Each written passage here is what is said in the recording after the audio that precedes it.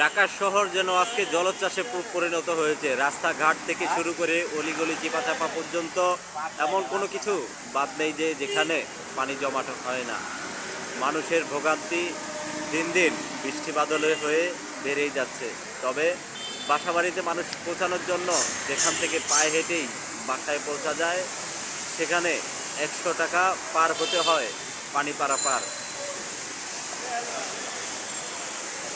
আমরা দেখতে পাচ্ছি এক মুরব্বী, তিনি পানি কাছে পেয়ে এতটা স্বস্তি পেয়েছেন যে তার ইটের মধ্যে পানি দিতে হচ্ছে ইটকে শক্ত করার জন্য, এবং এবং তিনি খুবই পরিশ্রমী লোক।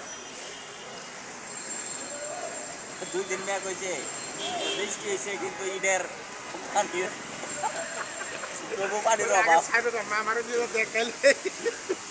লুঙ্গি উপরে উঠে তিনি আমরা দেখতে পাচ্ছি তিনি ইটের মধ্যে পানি দিয়ে যাচ্ছেন প্রতিদিন। আজকেও সকালবেলায় ঠিক একইভাবে তিনি পানিতে নেমে তিনি তার সেই কাজটি করে যাচ্ছেন, এবং তার নাম হচ্ছে সোনা মিয়া।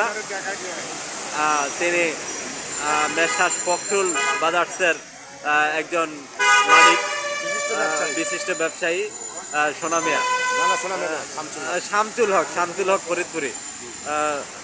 আমরা দেখতে পাচ্ছি যে এবং এটি থেকে আসলে আমাদের শিক্ষা নেওয়া উচিত। সে একজন মুরব্বী হয়ে সকালবেলা ঘুম থেকে উঠে তিনি কাজে চলে আসছেন।